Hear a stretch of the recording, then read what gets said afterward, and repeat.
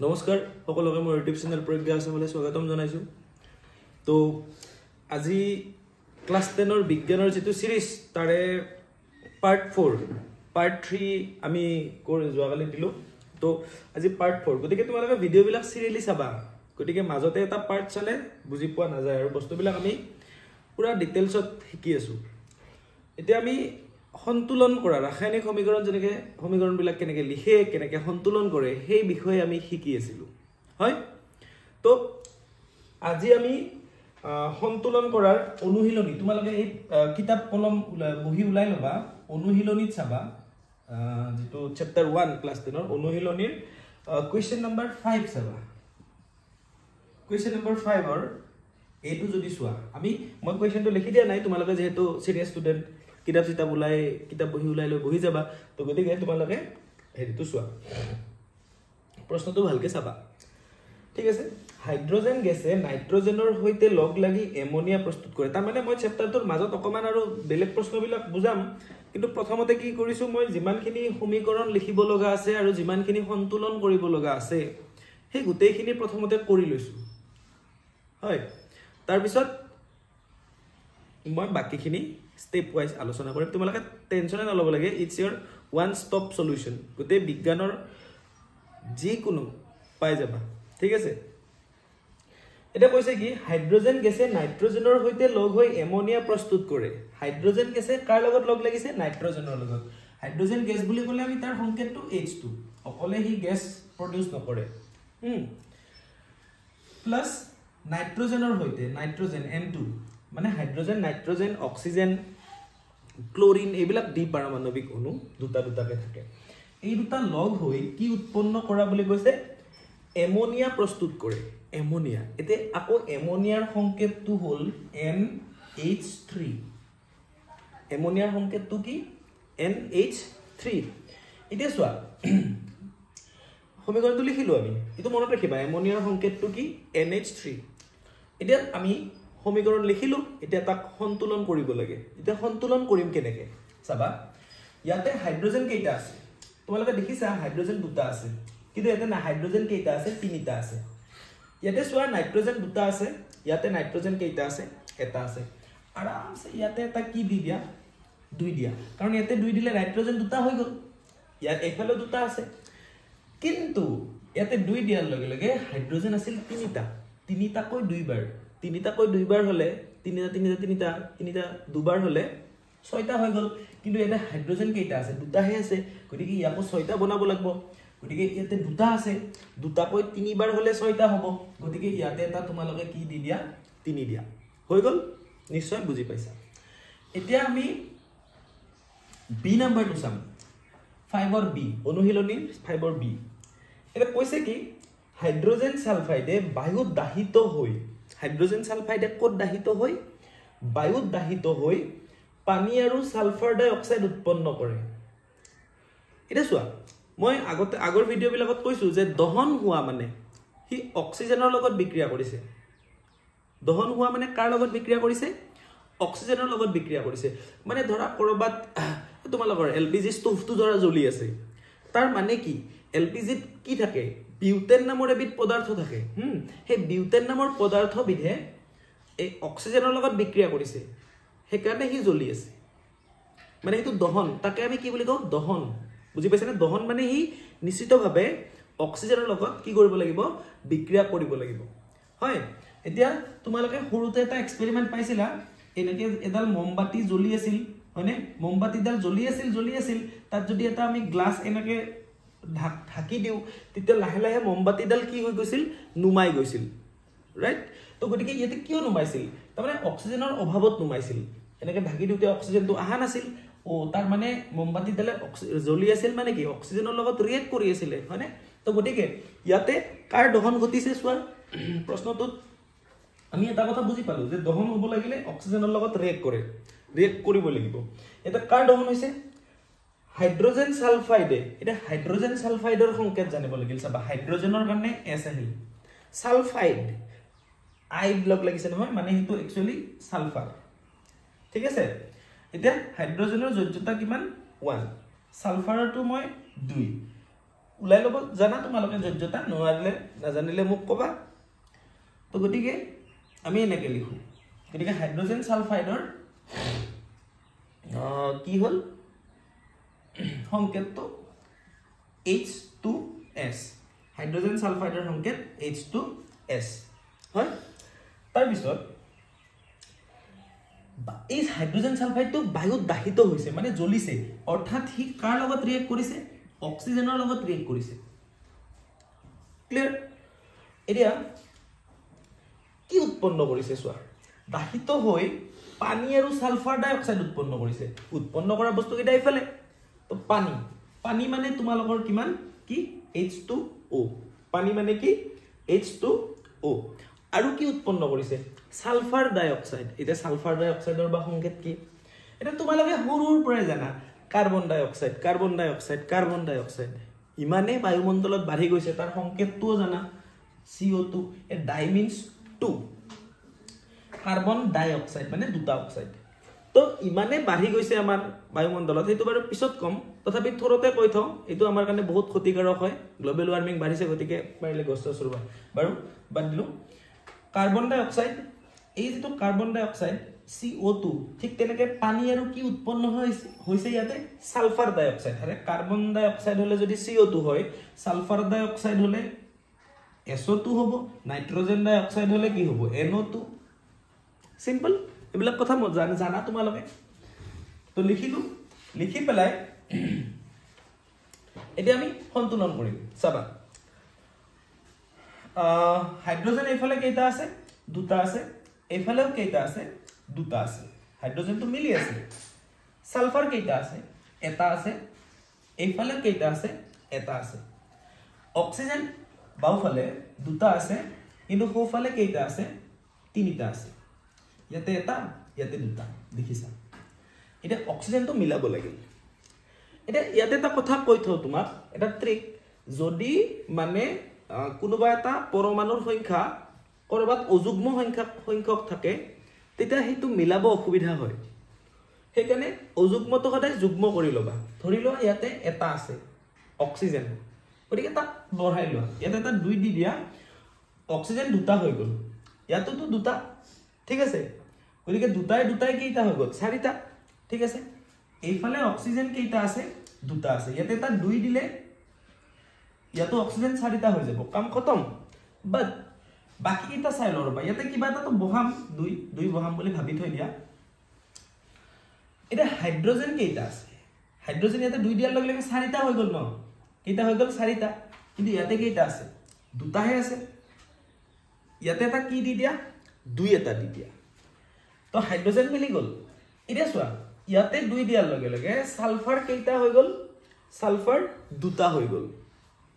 sulphur দুটা হৈ গল কিন্তু এতে সালফাৰ কেইটা আছে এটাহে আছে গতিকে ইয়াতো এটা 2 দিয়া সালফাৰ মিলিল তো সালফাৰ তাতে 2 দিয়াৰ লগে লগে অক্সিজেন কেইটা হল চোৱাচোন অক্সিজেন ইয়াতে দুটা আছিল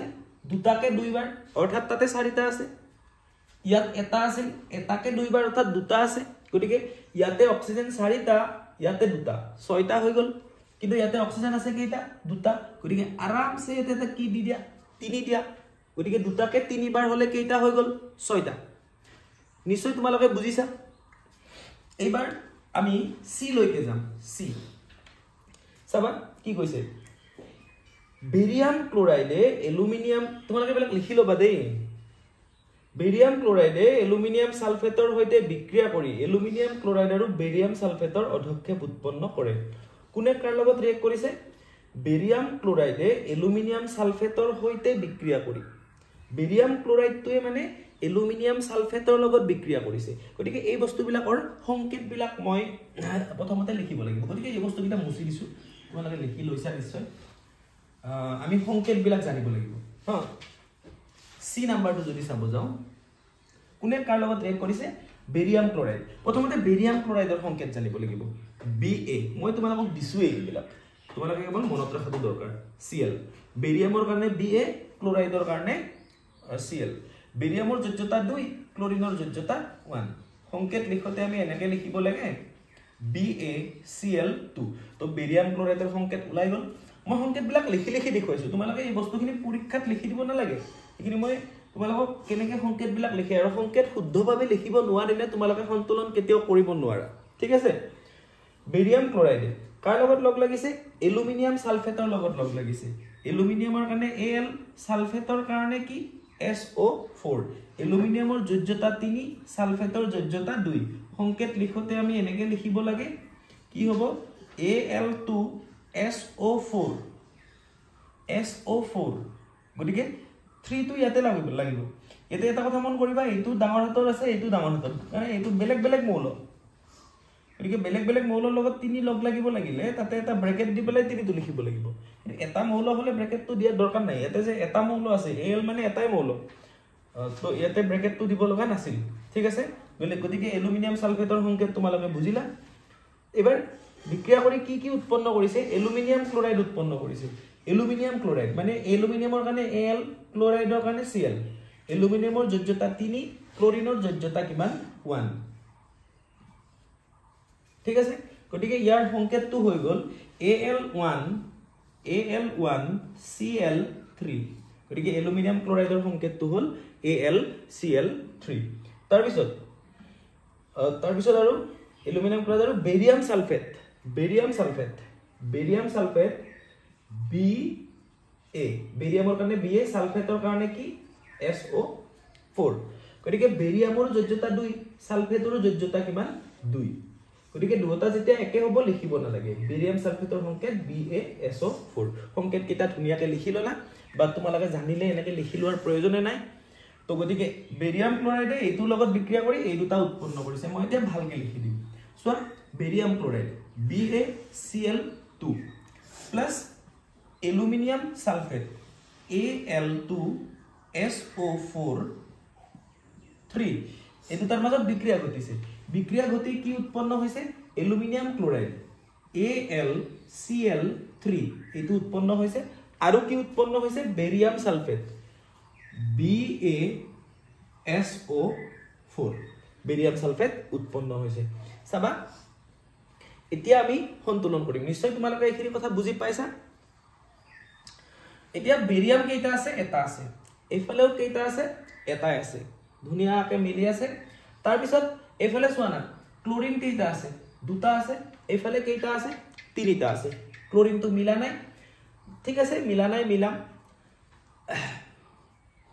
বাকি চাই লও এলুমিনিয়াম কেইটা আছে দুটা আছে কিন্তু কাৰ্বনডালৰ এইফালে এলুমিনিয়াম এটাই আছে গতিকে এলুমিনিয়ামটো সিম্পলি মিলি আছে ইয়াতে এটা 2 দিও কি জানি এলুমিনিয়ামক মিলাব যাওতে বেলেগ বেলেগ আৰু মিলিয়ে যায় ন তো যেটো সহজতে মিলাব পাৰি এইটো মিলাই দিবা এটা 2 দিলো এলুমিনিয়াম দুটা হৈ গল এতিয়া কথাটো মন কৰিবা ইয়াতে 2 দিয়াৰ লগে লগে এলুমিনিয়াম হে দুটা হল কিন্তু ক্লোৰিন আছিল তিনটা কৈ দুইবাৰ যদি হয় 6টা হৈ গল কেইটা হৈ গল 6টা তাৰমানে ক্লোৰিন 6টা কিন্তু ইয়াতে ক্লোৰিন কেইটা দুটা হে আছে দুটাক আমি 6টা বনাব লাগিব গতিকে আগত এটা 3 দিবই লাগিব কাৰণ দুটাকে 3 বাৰ হলেহে 6 হ'ব এতিয়া ইয়াতে 3 দিয়াৰ লগে লগে বেৰিয়াম কেইটা হৈ গল 3টা হৈ গল মানে বেৰিয়াম 3টা হৈ গল কিন্তু ইয়াতে বেৰিয়াম কেইটা আছে এটা আছে মানে এটা আছে গতিকে ইয়াতো এটা কি দিয়া 3 দিয়া বেৰিয়াম মিলি গল কিন্তু ইয়াতে 3 দিয়াৰ লগে লগে এইফালে কি হ'ল সালফাৰ 3টা হৈ গল যেটো সালফাৰ এনেকে ব্ৰেকেট দি 3 আছে মানে 3টা আছে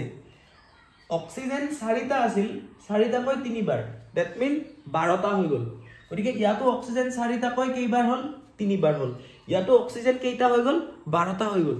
নিশ্চয় বুজি পাইছা সন্তুলন কৰা হৈ গল আমাৰ হয় এতিয়া নেক্সট যাম ডি তোমালোকে লিখি লোৱা বস্তুবিলাক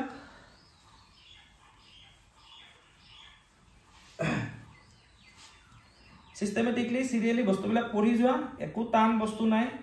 সব ইজি এতে টান গুলিব লগা একোৱে নাই চাম কি কৈছে ডি নাম্বাৰটো কৰিছো আমি কৈছে কি পটাছিয়াম ধাতুৱে পানীৰ হৈতে বিক্ৰিয়া কৰি পটাছিয়ামটো ধাতু গোটা অৱস্থাত আছে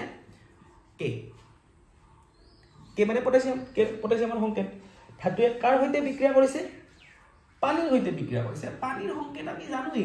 H2O পটাছিয়াম ধাতুৱে পানীৰ হৈতে বিক্ৰিয়া কৰিছে ই মানে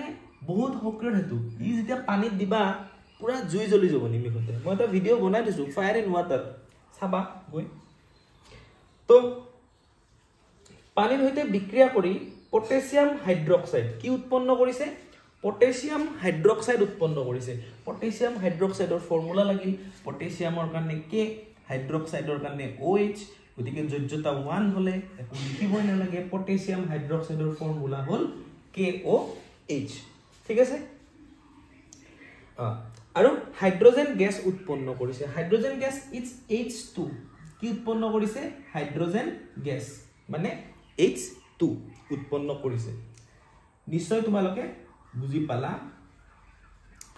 এতিয়া আমি হাইড্ৰোজেনটো দি পাৰা মানে বিগুনো অকলে থকা অৱস্থাত দুটা লগ লাগি থাকে এটো জানি থবা হাইড্ৰোজেন নাইট্ৰোজেন অক্সিজেন ক্লোৰিন এইগিটা ভালকে মনত ৰাখিবা টু আহিব লাগে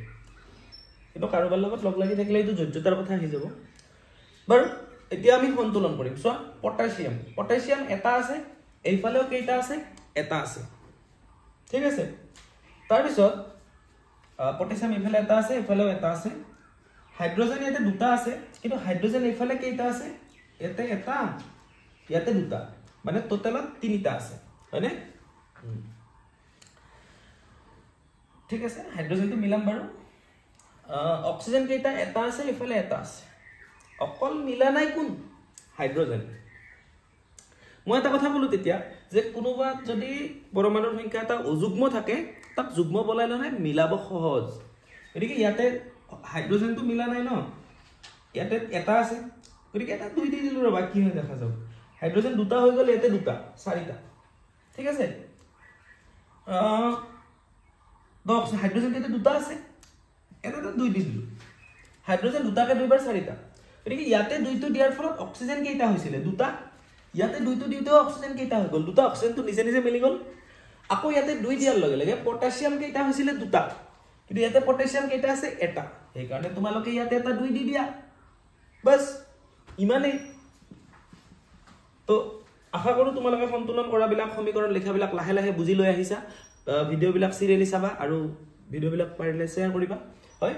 লাইক কৰিবা কমেন্টত কিবা জনাবা তো আজিলে এৰিছো আৰু পাৰ্ট 5 অতি সোনকালে আহি আছে পাৰ্ট 5 পুনৰ লগ পাই আছো তোমালোকৰ পাৰ্ট 5ত নেক্সট আমি 6 নম্বৰ আলোচনা কৰিম 7 মুঠতে প্ৰথমতে গুটেই সন্তুলনখিনি আৰম্ভ কৰি মানে শেষ কৰি লৈ আমি চেপ্টাৰটোৰ বেলেগ কোৱেশ্চন আনসাৰ বিলাক বা বেলেগ যিখিনি বস্তু বুজিব লগা আছে সেইখিনি আমি আলোচনা কৰিম টেনচন নলবা ভালকে পঢ়া শুনা কৰিবা নমস্কাৰ